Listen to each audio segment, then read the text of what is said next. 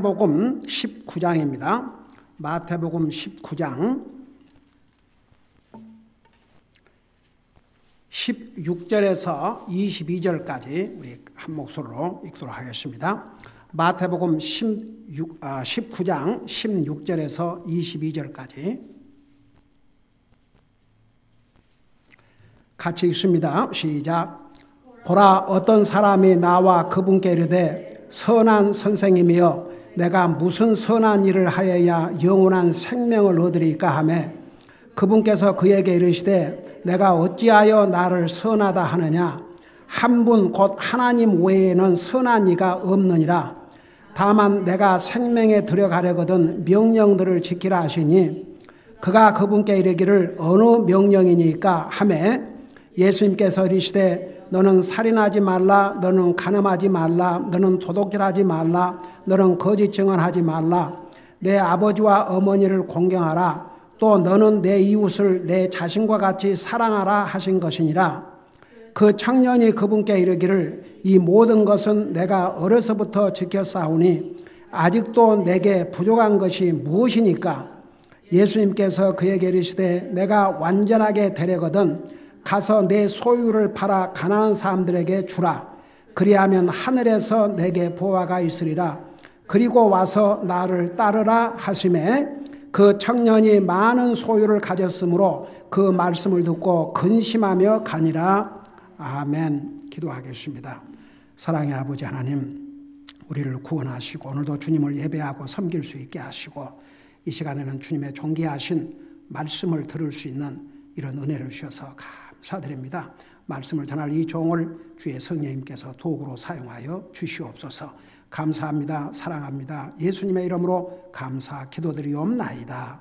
아멘. 앉으시 바랍니다.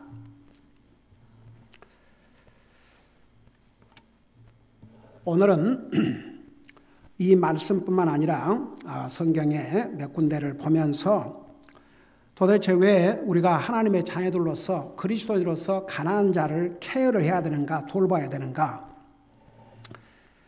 한마디로 말하면 그 첫째 포인트는 하나님께서 케어하시기 때문에 이 성경에 보면 하나님께서 세 가지 형태로 때로는 격려, 때로는 워닝, 경고, 그리고 때로는 명령으로 약 236번을 가난한 자들에 대해서 말씀하고 있습니다.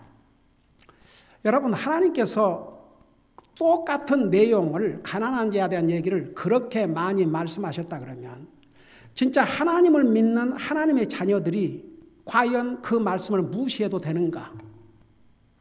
별 관심 없이 지나갈 수 있는 이게 사안인가?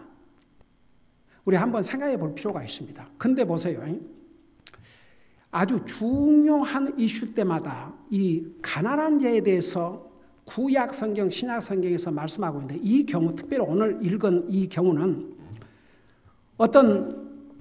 그러니까 돈이 많은 젊은이가 예수님에게 나와서 이렇게 질문했습니다. 내가 무슨 선한 일을 하여야 영생을 얻으리까?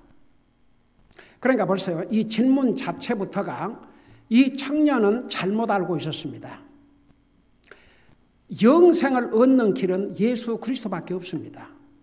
그런데 예수님에 대한 얘기를 들었어요. 그 예수님을 가르쳐서 선한 선생님이라고 그러는데 그 답을 예수님이 뭐라는 거 아니? 이 세상에 사람, 하나님 외에는 다 어떤 사람이라고 그랬어요? 하나님 외에는 다 사람은 누구라고 그랬어요? 죄인이라고 그랬지요. 근데 예수님을 선한 선생님이여 그렇게 부르니까 선한 하나님이시여 그렇게 안 불렀어요. 그러니까 선한 분은 한 분 하나님밖에 없는데 너는 나를 지금 하나님으로 알고 선한 선생님이라 부르냐? 아니면 근데 이 양반이 예수님의 이 젊은이가 예수님에 대해서 얘기는 들었어요. 근데 확실히 예수님이 하나님 것까지는 모르고 있었던 것 같아요. 그러니까 내가 무슨 선한 일에 영생을 얻으리까? 그러니까 명령을 지키라고 그랬습니다. 여러분, 만일에 우리 인생이 하나님의 명령을 다 지켜서 영생을 얻을 수 있다면 예수님이 왜 오셨겠습니까? 그러니까 어느 명령입니까? 이 청년이 이렇게 대답을 했어요. 어느 명령이니까? 그러니까 예수님께서 10계명 가운데서 1계명에서 4계명, 하나님과의 관계에서 계명은 여기에 언급이 없어요. 5계명에서 10계명 내용까지만 이야기를 하셨습니다. 그래서 거기에 살인하지 말라, 간음하지 말라, 도둑질하지 말라, 거짓 증언하지 말라, 내 아버지 어머니를 공경하라, 내 이웃을 내 몸같이 사랑하라. 그러니까 그 청년이 기가 막힌 답변을 했습니다. 뭐라고 답변을 했어요? 이 모든 것은 내가 어려서부터 지켰사오니 아직도 내게 부족한 것이 무엇이 있습니까? 그러니까 이 젊은이가 굉장히 프라우드한, 굉장히 도덕적으로 그래도 아주 사람들에게 칭찬받을 만한 그런 삶을 살았던 것 같아요. 그러니까 자기에게는 사실은 예수님에게 칭찬을 받고 싶었던 거죠. 아, 그래. 그러면 너는 됐다. 너는 영생을 얻을만 하다. 근데 그러니까 자기가 어려서부터 지금 예수님께서 말씀하신 그 명령이요, 저는 다 지켰습니다. 근데 제게 무엇이 부족합니까? 그랬어요. 그 다음이 여러분 우리 한번 생각을 좀 해볼 필요가 있습니다. 예수님께서 그에게 이르시되 내가 완전하게 되려거든. 잘 들어봐요. 이 청년에게 네가 완전하게 되려거든 하나님 잘 믿어라 그렇게 말 안 했어요. 1계명과 4계명까지도 지켜라 그걸 안 했습니다. 뭐라는 줄 아세요? 내 소유를 팔아 가난한 사람들에게 주라. 그리하면 하늘에서 내게 보화가 있으리라. 그리고 와서 나를 따르라고 그랬어요. 첫 마디가 예수님이 그래 내게 더 이상 부족한 게 뭐가 있습니까? 그러냐? 그럼 네가 완전하게 되려면 내 소유를 팔아 가난한 자에게 주고 나를 따라오라고 그랬어요. 그러면 하늘에서 보화가 있으리라 약속까지 하셨습니다. 이 청년의 반응은 바로 22절에 뭐라 하세요? 많은 소유를 가졌으므로 그 말씀을 듣고 근심하며 가니라고 그랬어요. 자, 이 부분을 이렇게 잠깐 접어두시고 다른 곳을 한번 보도록 하겠습니다. 여러분 누가복음 19장 8절을 보세요. 누가복음 19장 8절.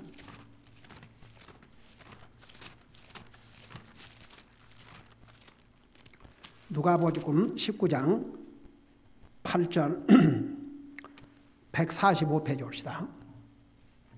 여러분 삭개오에 대한 얘기 많이 들었죠? 삭개오는 하도 키가 작아가지고 예수님을 한번 보고 싶은데 하도 많은 사람들이 예수님 주변에 있으니까 그 예수님을 직접 가서 볼 수 없으니까 그 어른이 돼가지고 어린애도 아니고 뽕나무로 올라가지 않습니까? 그래서 예수님을 그렇게 해서라도 좀 보려고. 그러니까 예수님께서 그 마음을 아시고 나무에서 내려오라고 그랬습니다. 네가 뭐 여기서 그냥 많은 사람 틈에서 나를 보려고 예를 쓰는데 그럴 것 없다. 내가 오늘 네 집으로 직접 가겠다고 그랬어요. 자, 그래서 보세요. 5절부터 보세요. 19장 5절부터 보면 예수님께서 그곳에 이르시되 위를 보고 그를 보며 그에게 이르시되 삭개오야 속히 내려오라. 오늘 내가 반드시 내 집에 머물러야 하겠노라 하시니 그가 속히 내려와 기쁘게 그분을 받아들이거늘 그들이 그것을 보고 모두 수군거리며 이르되 그가 죄인인 사람의 손님이 되려고 들어갔도다 하더라. 자, 8절을 보세요. 이 삭개오의 반응을 보세요. 예수님이 삭개오의 집으로 직접 오셨어요. 삭개오가 서서 주께 이르되 주여 보소서. 첫 내용이 뭔지 아십니까? 내가 내 재물의 절반을 가난한 사람들에게 주겠사오며. 잘 들어봐요. 이 삭개오는 분명히 예수님에 대한 얘기를 많이 들었습니다. 예수님은 보통 사람이 아니라는 것도 알았습니다. 어떻게 해서든지 이 삭개오는 예수님을 만나보고 싶었습니다. 그런데 너무나 많은 사람이 예수님 주변에 있으니까 직접 볼 수 없으니까 나무에 올라가서 그렇게라도 보려고 그러는데, 예수님께서 자기 집에 직접 오셨어요. 첫마디가, 예수님은 지금 한마디 얘기를 안 하셨습니다. 첫마디가 내 소유의 절반을, 여러분 당시에 이 삭개오는 세금을 징수하는 세금쟁이였습니다. 부자였습니다. 그러니까 다른 사람들한테 비난을 받기도 했습니다. 그러니까 내가 내 재산의 절반을 가난한 자에 주겠습니다. 그랬어요. 첫마디가. 그 다음에 이걸 잠깐 접어두시고 우리 사도행전을 잠깐 보시기 바랍니다. 사도행전 10장.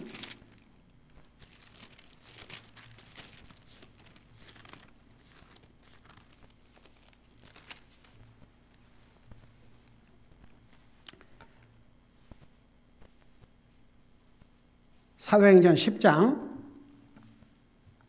1절 2절을 보세요. 거기 보니까 가이사라에 고넬료라 하는 어떤 사람이 있더니 그는 이탈리아 부대라는 부대의 백부장이더라. 그는 독실한 사람이요 자기의 온 집과 함께 하나님을 두려워하는 사람으로 백성에게 구제물을 많이 주고 항상 하나님께 기도하더라. 근데 보세요. 4절에 보니까 그가 그를 바라보고 두려워하여 이르되 주여 무슨 일이까 하니 그가 그에게 이르되 내 기도와 구제가 올라와 하나님 앞에서 기억되었다 그랬고 31절을 보세요. 31절을 보면 이르되 고넬로야 하나님께서 친히 보시는 중에 내 기도를 들으시고 내 구제를 기억하셨으니. 자, 이제 이 세 곳을 보면서 이 젊은 청년이 주님 앞에 영생을 얻으려고 왔다가 내 재산을 팔아 가난한 주에게 주라 그리고 나를 따라오라 그러니까 이 청년이 근심하며 돌아갔죠. 그 사람 구원 받았어요? 못 받았어요? 이 세 사람 지금 현재 이 상태에서는 세 사람이 다 구원받지 못했는데 이 삭개오와 고넬료는 나중에 다 구원 받았어요? 못 받았어요? 이 세 군데서 사람의 마음의 컨디션, 이 사람이 구원을 받을 수 있는 사람인지 없는지 그 컨디션을 보여주고 있습니다. 이 청년은 부자였습니다. 영생을 얻고 싶었습니다. 주님이 너 재산을 팔아 가난한 자들 주고 나를 따라오라. 그리하면 하늘에서 보화가 있으리라. 만일 주님 말씀에 순종했다면 그는 구원받을 뿐만 아니라 정말 하늘의 보화로 그가 그렇게 해서 가난한 자 주면 그를 굶어 죽게 놔두시겠습니까? 자기는 예수님에게 나와서 자기가 선한 일, 사람 눈에 보기에는 비난받지 않고 사람 보기에 좋은 행위를 했으니까 그 예수님 앞에 자기가 인정받고 싶었겠죠.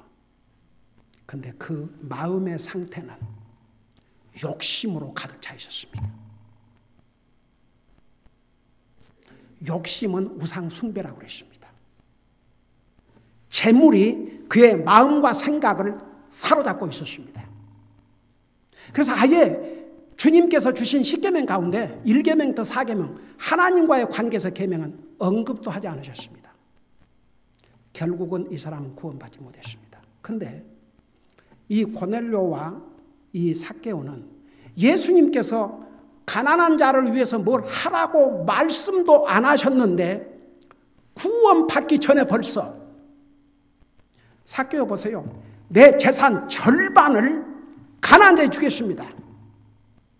그 하트를 보여준 거예요. 결국은 이도 아브라함의 자손이라 이 집에 구원이 이르렀다고 주님께서 삭개오 구원 받았죠.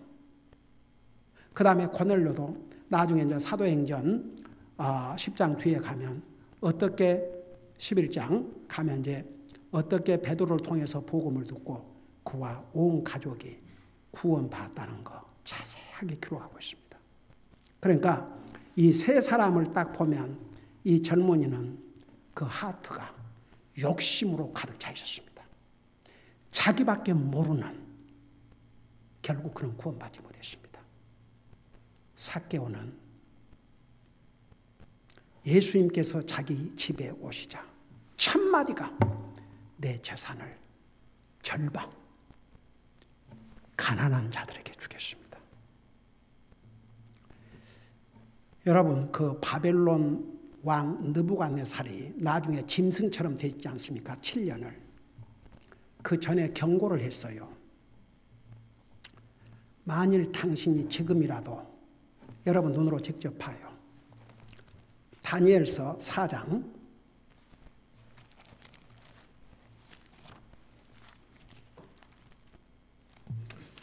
다니엘서 4장을 보시기 바랍니다.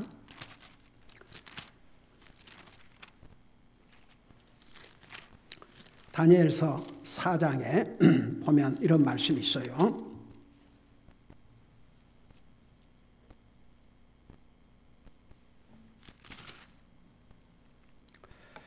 4장 27절을 보시기 바랍니다. 이 느부갓네살 왕이 꿈을 꾸었는데 이게 뭐 자기가 이제 짐승처럼 될 것이라는 그런 꿈을 꾼 거죠. 그러니까 다니엘도 그 꿈 해석을 해달라고 그러니까 이것이 왕에게 임하지 아니하고 왕의 원수에게 임하기를 바랍니다. 그런데 이게 왕이 이제 그 모습으로 변할 것을 하나님께서 꿈으로 보여주셨어요. 다니엘이 그 꿈을 해석하면서 이렇게 얘기를 했습니다. 27절 그런즉 오 왕이여 나의 권고를 받으시고 의로 왕의 죄들을 끊어버리시며 뭐라 했어요? 가난한 자를 긍휼히 여김으로 왕의 불법들을 끊어버리소서. 그러니까 그러면서 혹시라도 그것이 혹시라도 왕의 평안함을 누리리니라. 여기도 이 가난한 자, 당신이 곧 짐승처럼 될 터인데 가난한 자에게 자비를 베푸시옵소서. 혹 하나님께서 그 마음을 바꾸시고 왕의 평안을 일러줄 줄 누가 아십니까? 저는 이런 말씀들을 보면서 그러니까 가난한 자를 향한 마음, 이 마음이 얼마나 하나님 앞에 바른 마음인가를 이 모든 것에서 보여주고, 여러분 이 고넬료와 삭개오는 구원받기 전에 벌써 스스로가 가난한 자를 구제하게 되십니다. 그 결과는 구원을 이뤘습니다. 잘 보세요.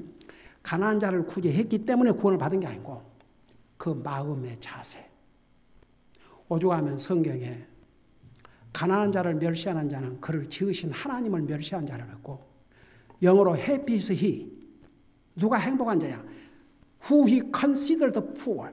가난한 자를 생각하는 자는 행복한 자라고 그랬습니다. 그리고 성경에 가난한 자를 돌아보는 자는 부족함이 없으리라고 그랬습니다. 하여간 성경에 수없이 236번을 가난한 자에 대해서 반복해서 말씀하고 있습니다. 제가 미국 교회에서도 그 말씀을 전할 때 성도들이 아멘, 아멘 그러더라고요. 뭐냐 그러면 미국에서 홈레스 같은 그런 가난 말고 이 나라에서 가난한 자들은 자기들이 선택해서 가난한 자들입니다. 아니 나는 어떨 때 그 젊은 백인이 길거리에 앉아갖고 구걸하는 거 보면 그 사람들이 영어를 못합니까? 뭘 못합니까? 아니 솔직히 말해서 우리 한국 사람들을 포함해서 이민 1세들은 영어를 얼마나 그렇게 잘하겠습니까?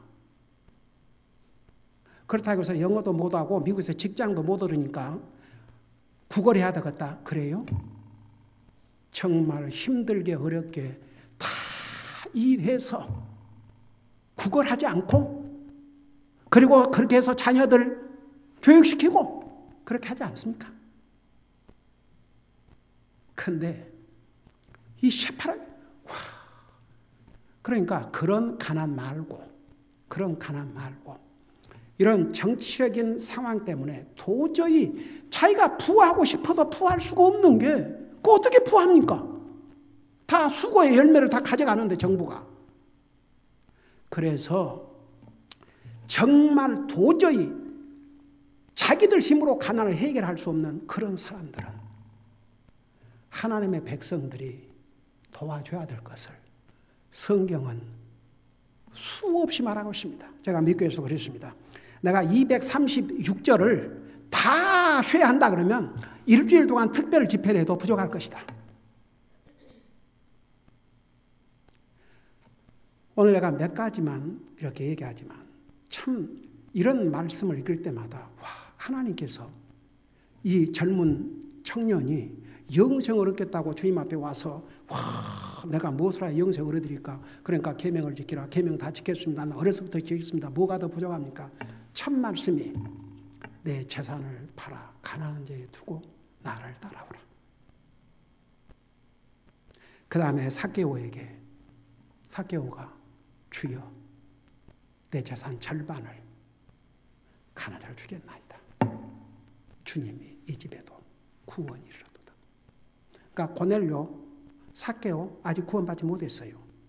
근데 그들은 주님을 영접하고 구원받을 수 있는 마음의 준비가 되어 있었습니다. 가난한 자를 불쌍히 여기지 못하는 마음.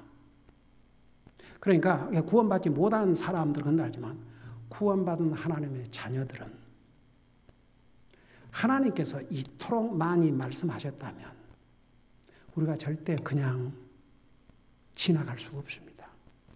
그래서 저는 우리 교회에 하나님께서 이런 사역을 할 수 있는 기회를 주신 게 우리 복이라고 생각합니다. 그 미국교회에서도 똑같은 우리에게 복이다. 우리에게 복이다. 우리에게 복이다. 얼마나 많은 교회들이 있지만 하나님께서 우리 교회를 사용하셔서 벌써 10년이라는 세월이 지났다는 게 참 어메이징입니다. 그러니까 지금 우리는 세 가지 방법으로 우리가 북한의 우리 동족들 전부를 다 도울 수 없지만 여러분 아까 낮은 시라고 나왔죠. 그 낮은 시, 그 CD를 저는 하나님께서 우리 교회에게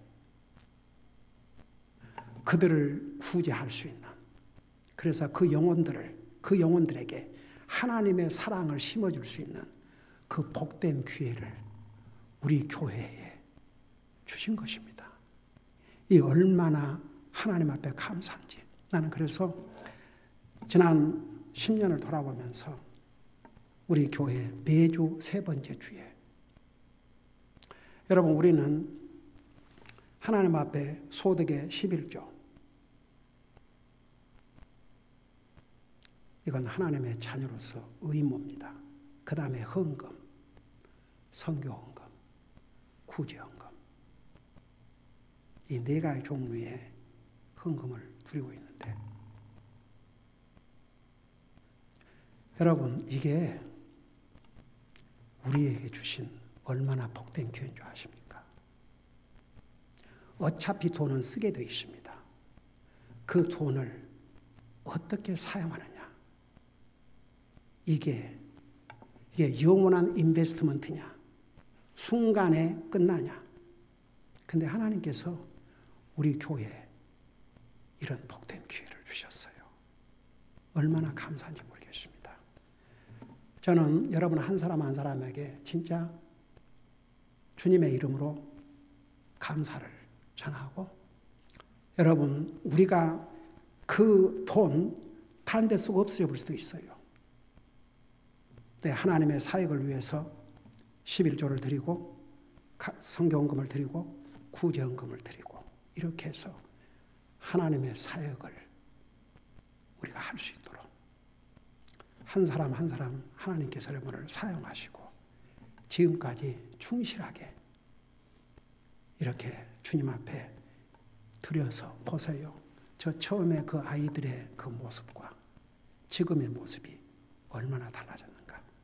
우리가 하는 이 일이 얼마나 주님을 기쁘게 드리는지 몰라요. 그래서 우리 성도들도 가끔 이런 걸 보면서 또 인커리지 받고 우리가 하고 있는 일이 얼마나 하나님을 기쁘게 드리고 우리에게 복된 일을 하는 것.